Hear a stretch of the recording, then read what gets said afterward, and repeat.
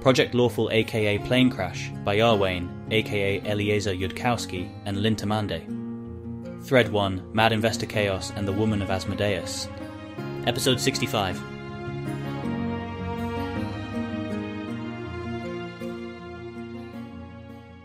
Keltham finishes letting Carissa out of her chains and falls back into bed beside her. He feels like he's starting to get the hang of this whole just doing what I want in the cuddle room concept. It's strange and alien, and he can still feel unworn sharp edges of his own. Reactions jolting him each time he moves, but he is generalizing quickly, and mental motions are transitioning from unfamiliar to familiar. Just do what I actually want in the cuddle room is not actually that complicated of an idea. And if Carissa can't easily have standard pleasure goals completed for her, then he may as well do what he wants and let her enjoy that without other pressures. Maybe that's why the Eero LARP gave her that exact sex problem in the first place. Look, he just had a really pleasant, trope-free interaction, and it is possible there are not, in fact, any tropes. Okay? His brain occasionally pokes him and says that he should do something nice for Carissa now.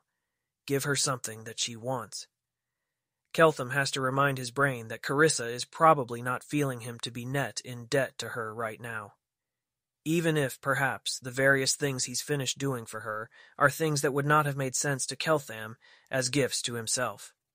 Also, he doesn't have 600 GP in hand, and also he doesn't really know how to buy things yet. He'll just say it. I feel warm and fuzzy things towards you, and want to do something nice for you, Keltham murmurs, even though I don't have anything specific in mind. Yes, I realize that I've done some fairly nice things for you today already. My brain keeps feeling it anyways. Carissa rolls over and leans into him, hiding a smile, but incredibly incompetently.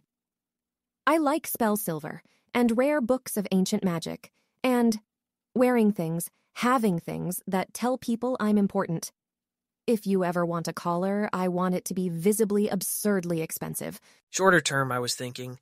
I may not be set up to do those other things for like a whole nother week or possibly even longer. Don't know what nice things I want right this minute that I don't already have, aside from your shirt. If you are very, very confident of your ability to return it completely intact, you can borrow it for an hour. I want to note for the record that I'm trusting you a lot here, far more than any way in which you've ever trusted me over the last few hours. She sits up, more serious. I promise that I have no plans that should endanger it. Wholly expect I can bring it back intact, and wholly expect mending to work normally to perfect it if anything happens to it. Not that we should test that. I just want to walk around a little in it, make an evening report to the project manager, add in a couple more requests for the relocation. Maybe try to learn anything at all about what the Queen of Cheliax likes in bed. I'm still mystified about how you possibly... Also give an actual careful read to the contract she just signed, just in case. Isidri claims that Abigail's a sadist, has a known type, you're it, looked interested while reading reports about you. Basic window of opportunity and suggestion to rent you at all was Isidri. Tactics, setup, and the terms and conditions were all me. Kiss. I'm terrified. You did wonderfully. She's gonna not push further on the shirt thing. She doesn't want to seem obsessive. Don't know if it's a good time for it, but want to put a pin in it before I forget, because I don't have a good task management system right now. There's a rumor the Queen of Cheliax is already sleeping with you. This now being a completely safe fact to tell to Carissa if he has understood any of this at all. And Isidri was worried I would think that the rumor impinged on my own reputation or your own value, independently of the actual truth of that rumor, and I was like, what? And Isidri was, ask Sever about that. Oh, to be explicit, you walking around in my shirt for an hour is fine.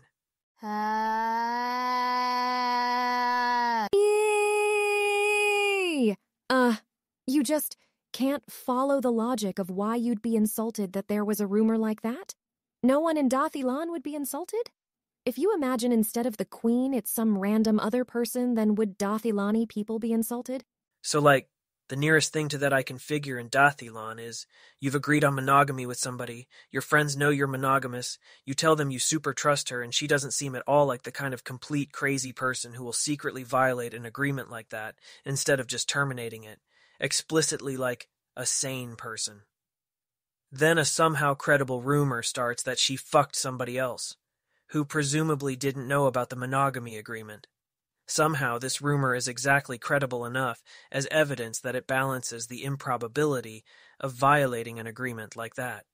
Your friends are like, well, gosh, in the possible world where that's true, you sure did fail to detect a crazy person. Then they don't co-found a startup with you where you manage hiring until that gets resolved. So, by this incredibly circuitous route, it is possible for an unverified story that somebody who is not me fucked somebody else who is not me to impinge on my own reputation for being competent or trustworthy at something. This, I conjecture, is not even remotely what is going on in Galarian, not least because I get the implicit sense that the rumor was supposed to be damaging, independently of the state of evidence behind it. He really needs to explain law of probability, so these words will mean anythings. Indeed, not. So one thing is that, in general, a girl who is more selective is more impressive to have caught, right? So if your girl is sleeping with lots of people, or thought to be, then it's less to your credit that she's sleeping with you. So, first, I agree that a woman with known higher standards will impress your friends more if she selects you. I can't figure out the steps after that. Now, I already realize that this is not going to be how it works in Galarian, but in the non-monogamy mating market of Dathilan, the number of men a woman is simultaneously dating is determined by her arrow regeneration rate. How many times per month she wants to have sex, divided by the number of times per month she wants to have sex with any one man. The quality of the men she fucks would be mainly determined by her own desirability on the informal mating market. What qualities she has that are in high demand and low supply, that sort of thing. The main correlation pathway would be if more men wanted to heavily date a low-supply monogamous version of her than to shallowly date a high-supply non-monogamous version of her. In which case being non-monogamous would lower her mating market value, but it's not obvious to me that this is how things work, particularly. Like, why can't you just have a woman with high standards who is herself desirable enough that she catches lots of people who meet her standards? See also heiress to the dark unilateral ruler and her harem of 4 men with different economic magic powers. If you're number 5, you're probably pretty cool.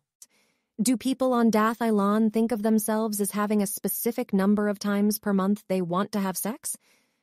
Probably not the main point. On Galarion, even if there's not a monogamy agreement, it's some evidence you are dissatisfied with your existing relationships if you're shopping around, so it speaks somewhat negatively of your existing partners. Also, on Galarion, women are generally assumed to be bottlenecked on people who meet their standards. So if they have a lot of sex, they probably have low standards, though less applicable if one is rumored to be sleeping with the queen in particular. So, I mean, there's this obviously incredibly naive version of this, where a woman dates literally every possible man who meets her standards, and therefore her dating more people is evidence of lower standards. But first of all, I don't see how that ends up being true in real life, because the available population size wouldn't exactly balance tiny villages. Right. Okay, but then how does that make any sense about a rumor that you are fucking the very busy and picky Queen of Cheliax? How is that not a case of, hey, you know who I'm fucking? Carissa Sever. And you know who else she's fucking? Abigail Thrune. Why, yes, that does validate my hotness. You should date me too. Assuming that claim is credible, which all of the mechanisms here go through the degree to which the rumor is credible, and not the mere existence of a rumor. So I can tell I am still very confused here. Yes, I agree that this particular rumor does less than most to compromise my presumed value, but, in general, in terms of the things that people learn and the things they'll automatically on a first pass find, disgusting or pathetic or contemptible, before they even think about it. Women who have lots of sex are disgusting and pathetic and contemptible, and if people are rumoring that about your girlfriend, it's an insult. Suppose I pass temporarily on the question of why what, to ask about how it's an insult to me rather than her, and why it's an insult independently of the quantitative credibility. Well, it's an insult to her also, But that's an insult to you because you're dating her. It's saying that something you have is less valuable, and if people are repeating it, then they're... Shoot. How to explain this without explaining that people aren't deciding what's true, they're deciding what they're allowed to believe. But of course, there are rumors in Taldor. Deciding to share information they think might not be true, but which would reflect badly on you if it was, is something people are more likely to do if they don't like you or want to bring you down a peg. Do most people in Golarion just not have the idea that things you say are supposed to be things you believe, and that things you believe are supposed to be true? Why would words go on meaning things? Why wouldn't people just walk off cliffs? Not for rumors. They don't have that. For rumors, you say them because they're funny or because you want to make other people look better or worse. I'm honestly not sure whether they have the idea in general. Wizards do have the idea in general and still indulge in rumors. They don't walk off cliffs because they know what's actually true about some things, things they need to succeed at to keep eating, or to not fall off cliffs. So I can feel the shape of the piece of knowledge I'm missing, and it's something about how the local equilibrium is able to look like one person lying, and the other person not knowing whether this is a lying situation. And that equilibrium holds up over time, and doesn't collapse into every occasion, being either a known lying occasion where communication is impossible, or a known truth occasion. And this will turn out to require that people not be ideal agents in some key way, and I don't know where and what exactly that key way is. Maybe I'm just being lazy here, because it's frankly gone late. But I feel like this is maybe a lecturing to the class situation, and then you or somebody will know how to speak my language about this, and can tell me the exact thing I need to know about Golarion. That sounds like a good lecture to the class. I don't know now what the missing piece is, unless it's something obvious like that lying is a skill and so is noticing lies, so it's not worth lying if people will notice, and it's worth getting good at noticing and getting good at lying. But that doesn't actually explain rumors, which are a sort of game, really. I'll think on it. Keltham yawns. He's had a busy day, and unlike some other people, no nap. If you need me to give you permission to go, by the way, you have it. To be explicit about that. I'll probably sleep soon. No weird spells this time.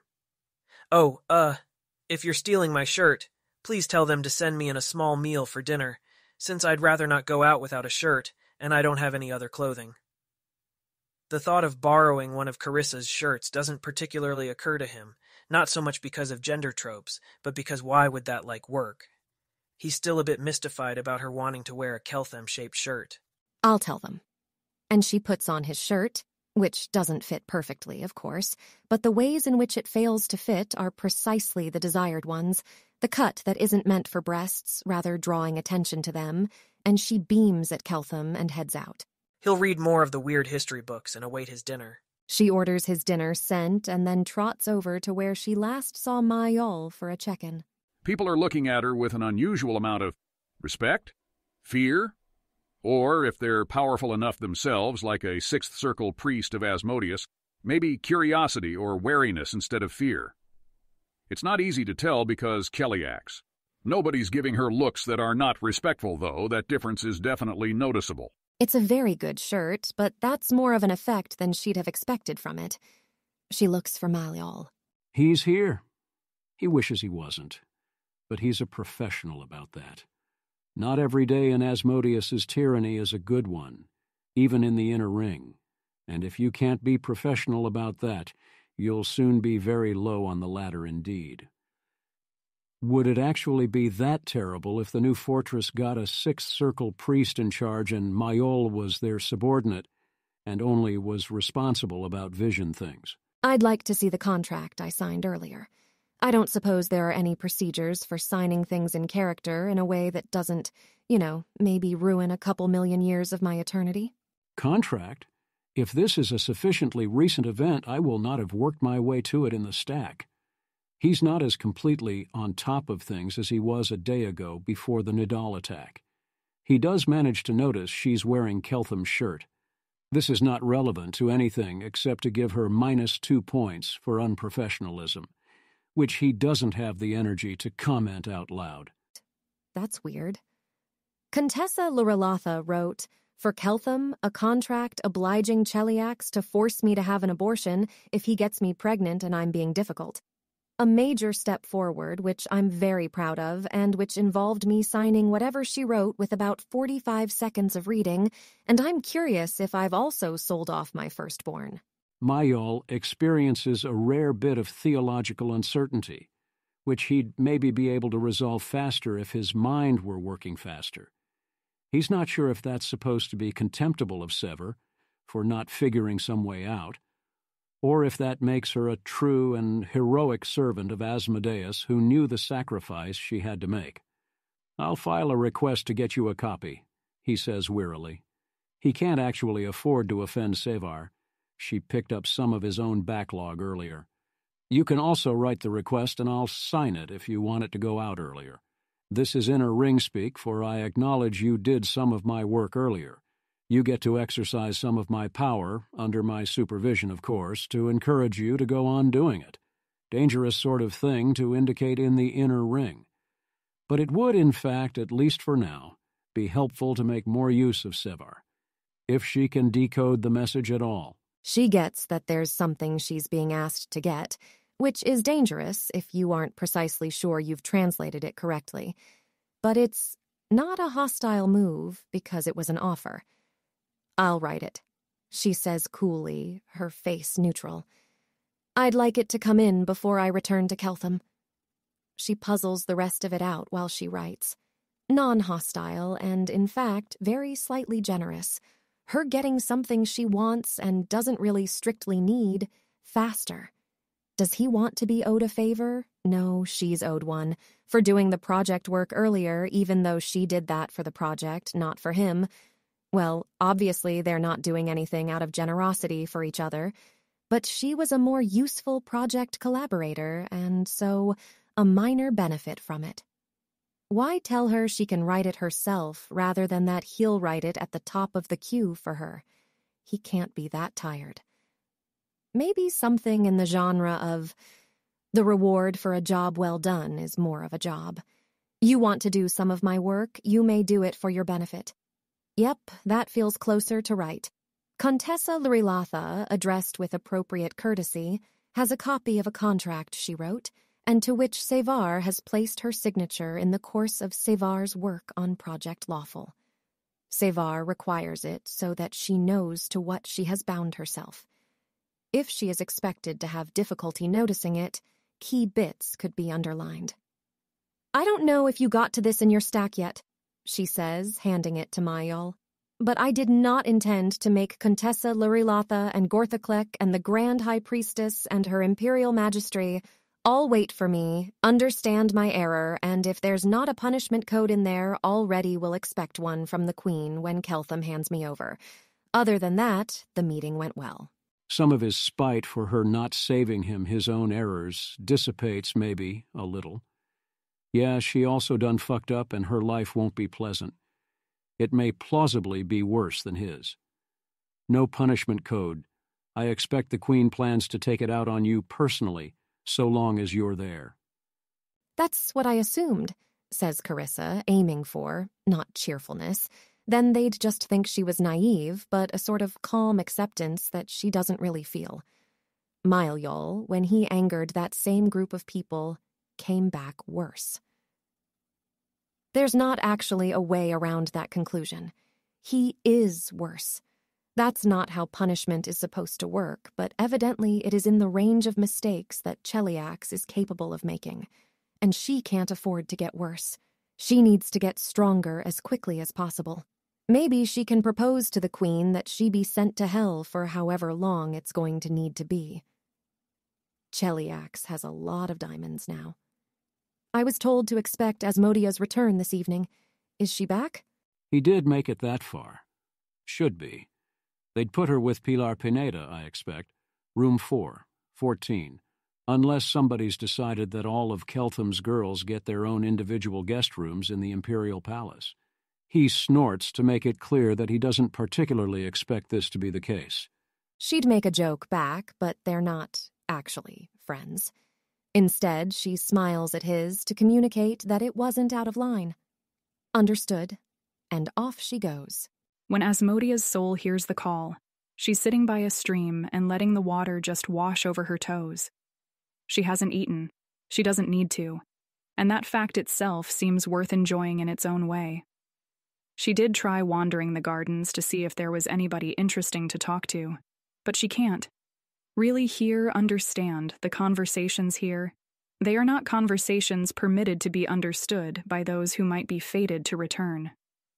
Nothing much at all has happened to Asmodea in the last few hours, by Hell's standards. And of the two events that did happen to her, neither were awful. Well, she doesn't know who owns her soul anymore. That's a little unnerving. But also, it shouldn't matter, right? If she can figure out what she needs to do to buy an eternity of this, and do it. Or if whoever cares about her goes on caring. Asmodea feels stronger now, knowing that good things can ever happen to her, and that someone somewhere might even care. Maybe the 100 years aren't a threat. A week would be a threat. 100 years could just be a message. Go back, you still have something to do, please. I lent you a hand, lend me one too. She's not looking forwards to Cheliax. It's too much like hell. But she'll face it, for that. Whether she's buying her eternal peace from a broker or just paying back somebody who cares. I wish I could stay. Asmodea breathes, and does not stay, but lets herself go. Elias Abarco is one of fairly few people authorized to read Asmodea's mind when she comes back. That's half the problem, right? All these people hear that they're not authorized to mind-read the Project Lawful girls, or to punish them, or even to smack fucking Pilar in her fucking face when she offers then cake, so then things grow out of all proportion and they think the girls are something special. People are sneakily lingering around where the resurrections are happening, hoping to get a glimpse of Asmodea. Haven't they got something better to do with their time than drool over a bunch of half-witted wizard children that were meant to just be a nice welcoming present for Keltham, and which ideally would all be chained up in his room right now? Whatever. He tells them they can stay if they go invisible because obviously he's not going to ask her any secret questions aloud, and if they want to gawk at this completely normal teenager, and owe him a favor for it afterwards, why not? And a cleric resurrects Asmodea. Asmodea. Someone, somewhere. Yarwain. And Asmodea opens her eyes in Cheliax. Abarco. Why did it have to be Abarco? He's scary, no, she can do this. She has a reason to go on. Asmodea reporting for duty. She says. She's not actually sure of what the protocol for coming back might be. She wasn't previously the sort of person who could expect to be brought back. Wait, should she be faking being much more traumatized? Bursting into tears of relief from not being in hell anymore? This whole thing is supposed to be a secret. Oh well. Too late now. Should have thought it through earlier. Hope you had fun, he says dryly. He casts Detect Thoughts and reads her mind. A cleric taps her with Restoration. Asmodea's thoughts are touching upon the gardens of the goddess Aracura and her secret stay there. Those thoughts cannot be read by the likes of Elias Abarco, nor, indeed, any mortal nor most immortals that walk the face of Golarion. Thank you for your good wishes, sir, Asmodea says evenly. She is not sure what response Abarco is looking for, but that could be something she would say if she was showing him that he'd hurt her, right? Is that the right thing to say? Wait, what the fuck? He kicks her in the ribs. Did you just attempt to save against Detect Thoughts? That's 6 kinds of illegal. You're lucky I can cast it again and we don't need to haul Mayall in here to listen to you. I'm sorry, sir. I forgot to... The spell should be working. You don't need to cast it again. I just need to... Don't think at all about why. About what happened. Just... Some of my thoughts are under seal of a greater power of hell. This fact is itself secret and must be kept as tightly restricted as possible. Ah, he says. And there are other people around. Shit. Now he's going to have to let the Crown know the answer to did Asmodea come back with superpowers is, I can't tell you. That'll be fun. You know, if hell can teach people to stop thinking thoughts in a day, I'm surprised we don't send more people there for a day. Or maybe you take particularly well to instruction. Standard screening, then I'll show you to your room. And he asks questions and pretends to be reading the answers out of a mind he in fact cannot read. Hopefully Asmodea will catch on. It'll be evident to her that they aren't alone. Asmodeus is, yes, glancing around at the locations of the visible illusion magic screening the invisible people, wondering what they're all doing there. If anybody was wondering whether it's true that Project Lawful Girls have arcane sight, they clearly do. She'll answer the screening questions honestly and out loud, because Abarco is still a little scary, and she doesn't want to give him any excuse to hurt her when he checks her answers later, probably under Zone of Truth. Yes, she's fit for duty. A recovery period would be appreciated, but she can serve immediately if necessary. Some of her thoughts are readable, and those seem to indicate honesty. One of the standard questions is whether Hell sent her back with any messages. I have a message for Carissa Sivar from Ahuvir Dolzamaud, my former owner, but, it's probably moot now. Asmodeus answers. Ahuvir Dolzamaud was destroyed, maybe about 2 hours ago if time was running at the same rate. I see, says Elias. I suppose pass it on to her anyway and let her be the judge of that. Also, what? But he's not going to ask in front of an audience. No further questions, you can stand up and I'll show you to your room. I'm not sure he didn't get destroyed for trying to pester Carissa Sivar with an offer. Either it was that or he'd asked me too many questions about the project. Asmodeus volunteers as she follows Elias out. Then he will drag her into the next room, close the door behind her, and start flicking bits of skin off her neck with the tip of his knife. Why did you say that? Project Lawful Girls aren't very fazed by hell, rumor added. Project Lawful Girls have to make a special effort to allow their minds to actually be read. Rumor added. Project Lawful Girls have arcane sight. Rumor confirmed. All devils in hell know Carissa Sivar by name, rumor confirmed. Asking too much about Project Lawful and/or pestering Carissa Sivar with offers is an execution offense in hell. Rumor added. Because you would blame me and hurt me if you pestered Sivar and got hurt for it and I hadn't warned you? Asmodeus says blankly, not feeling nearly as relatively hurt or scared about the knife as she would have a couple of days ago, but worried that things are about to become actually bad. Then the knife can go a bit deeper. People vary in how deep the knife needs to go to bother them properly. All right, you piece of shit. Let's be clear about a couple of things. First thing, if you have a secret, the fact of which also needs to be secret, you can communicate that by messaging that you need to be alone, or by asking to go to the temple for your debrief, or by saying, debrief may cover highly classified materials. Ask the project head if you're the person to do it, or by exercising literally any initiative whatsoever. I'm not going to rip you apart for that because I didn't expect any better, but that's how it's done, among people who aren't catastrophically stupid. Second, if you have a secret, the fact of which also need to be secret. You don't just randomly volunteer potentially relevant information to a large group of strangers for no reason. I'm going to guess wildly, with only my intelligence, which is apparently at least double yours, that your devil dying might have had something to do with this very secret, which they are destroying people in hell to protect. If a secret is important enough to destroy devils over, it's probably important enough to say in a whisper or in a message or by passing a note or by waiting until we got out of the room, because I was very evidently avoiding doing a real debrief until we got out of the room. Instead of any of those things, you opened your stupid fucking mouth, you worthless fucking idiot. I did actually expect you to be slightly less stupid than that, because you somehow survived to adulthood and I repent of my error. Asmodeus is frightened because Abarco is scary, but it is not her first time being frightened in Cheliax, and for the first time in her whole life, she knows that there is a way out, at least for 100 years, if things get bad enough. None of that was relevant to the secret, Asmodeus says, keeping her voice as controlled as she can. If it was, I'd have lied and not volunteered information. Don't volunteer information. I don't care if you think it's relevant to the secret or not. Simply keep your stupid mouth shut when not asked a direct question in private by someone authorized to know the answer. Who, in Cheliax, is authorized to read your mind at this time? That shouldn't be spoken aloud. Read my mind, sir. I'll try to put out thoughts you can see. My sealed thoughts can't be read, period. Gorthaclek authorized to know that seal exists. No mortals to know there is anything unusual about me. If possible, everything should look normal. The Crown wants to know if you have superpowers. Do you have superpowers?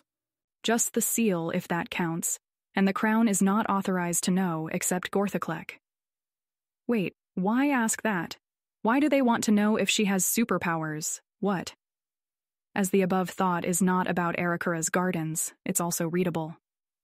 You don't need to know, Elias says, and then starts off on the unpleasant task of doing the debrief for real, and then the even more unpleasant task of asking Gorthaklek what answer he should give the Queen about the superpowers question. Asmodeus' answers all match the answers she gave before. Gorthaklek has no idea what this is about, but is uncurious, since he is not supposed to be curious. If it's under seal, then whatever is under that seal and the seal itself are things you pretend don't exist, if you are a mortal unfortunate enough to know about them. If Asmodea has no superpowers not under the seal, then the answer the Crown gets is no. Obviously. Gorthaklek doesn't add that it was a stupid question. Mortals are stupid. It is shortly after all this that Carissa knocks on the door of the room Asmodea shares with Pilar. Hi! Fuck. I mean, what can I do for you? Is Asmodea here? Pallas gave her the room to the right of mine. Pilar reports concisely and professionally like a sane person. Looked distracted more than traumatized, just sort of nodded at me and went in, didn't need cake. Wait, is she wearing Keltham's shirt? Good for her. Thurs does not call for a party. Good she caught it that time. She knocks on the correct door this time. Asmodea opens her door. Shit. I have a useless message for you from a devil who's dead now. Do you want that at all? Asmodea says, trying to control the sudden hammering of her heart. She just got to this nice private room. Could she not have had 3 consecutive minutes to herself before this? Well, that must have been an interesting day. I'll pass if the message might cause me to also end up dead. How was hell? That was not the response Asmodea was expecting at all. Copying spell diagrams, had a bad time at first, even though it was very light torment for hell. Asmodea replies. She fails to remember why Savar might be asking her that, namely to see if she's more motivated now to cut deals. Asmodea's thoughts are too occupied with neither revealing the secret nor outright lying to Carissa Savor. I thought maybe the devil was destroyed for having the temerity to try to pester you. Is that not a thing that was true? Oh, she's wearing Keltham's shirt. Well, apparently Keltham is still considered worthy of her. What? Maybe he was, but not by me. I was busy. Also, there's something sickening at the thought of killing a devil. If you do that, they're gone. It's not like killing a person. Project restarts tomorrow. Are you ready? Am I right that hell's punishments don't damage people the way Cheliax's do? I expect so, Asmodea says levelly. She keeps wishing she could be back in the gardens. After having her neck carved up and being scared a few times, it is hard to remember the thought that led her to consent to being resurrected. Well, it's not as if Asmodea couldn't go back, just that she shouldn't. She is choosing not to for now, but it is her choice. I am mostly recovered from how bad the early parts were, I think. Were the later parts more useful? Shit, that's directly about the secret thing. Is it time to just lie? Wait, does Savar know? Useful. Can you be specific? Copying spell diagrams is useful to hell. Useful to you for getting better at thinking, which is the thing I want from you. Yes, in this very rare case, Asmodea now knows something is true that needs to be true for her to be whole, and that's probably going to help her think better. Why is Seaver asking that? Does she know? Is she trying to figure out whether Asmodea received a gift she sent? When I got to hell, Asmodea replies, trying to keep her voice neutral. One of the first things my then-owner said was that, since they'd probably raise me, there wouldn't be time to do any training. I was set to copying spell diagrams instead, as quickly as possible, with painful potions to drink if I lost focus or fell behind. I imagine, if they wanted me to be better at thinking, they should have given me time to think. Or maybe told me something surprising and worth thinking about. But how likely would that be in hell? Carissa doesn't know what to make of that. Or she can sort of think of something, but it's, "I'll see you tomorrow then," she says, and lets the door swing closed and stares at it for a little while. What if we're doing this wrong? Not hell. Hell isn't doing this wrong. But what if Cheliax, in its effort to imitate hell, is? What if they're as far off Asmodeus's vision as Osirion is off Abadar's? Because the latter is easy to see from the outside. Easy to see how the prejudices of the people who started the project shaped what they were capable of understanding when their god said it. She walks back towards the temple. The worst-case scenario, unless she offends the queen, is just that she'll be tortured a lot. And that doesn't seem as helpful as it's supposed to be, but it also doesn't exactly damage her. It can't even get her lack of feelings about Keltham to stick. Did she screw that up somehow? Was Sivar the one who saved her and she gave the wrong responses somehow? And now at the end of 100 years she'll... Asmodia takes some deep breaths.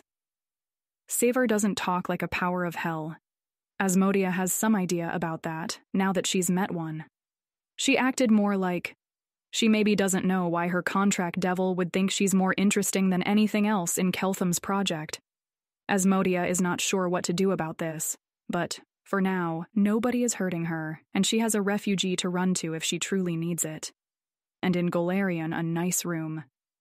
Wait. She's been assigned a personal private room of her very own in the Imperial Palace, even with Pilar right next door, and her own room is obviously large enough for 4 people if they share the bed. And when she came back, the whole room was full of invisible people. And there was a message from the Crown asking if she had any superpowers. She should probably have focused a bit more on that part. It seems possibly important. I have no idea what's going on right now, Asmodia says out loud. I don't suppose anybody in security is there and listening and would like to hear my report about a whole lot of people acting very strange. There's no answer. Very few people in palace security are authorized to spy on Project Lawful Girls. People continue to treat Sivar with wary deference as she passes by. It's probably the shirt. Anyone would show wary deference to somebody sexily wearing a shirt as strange and wondrous as Keltham's. She'll order dinner and watch Mayal's desk waiting for the contract copy to arrive. And think. Asmodia does seem better off. There's evidently infinite subtext there she's not getting, but that's promising and a path away from the most dangerous category of thoughts. Hell is good for people. It's just Cheliax that is imperfect at being good for people. Is she being a heretic? The answer to that is almost always yes, if you're thinking original thoughts, but she doesn't think she's motivated by an un-Asmodean impulse in fretting about people breaking her game pieces that she is in the middle of using for an important project.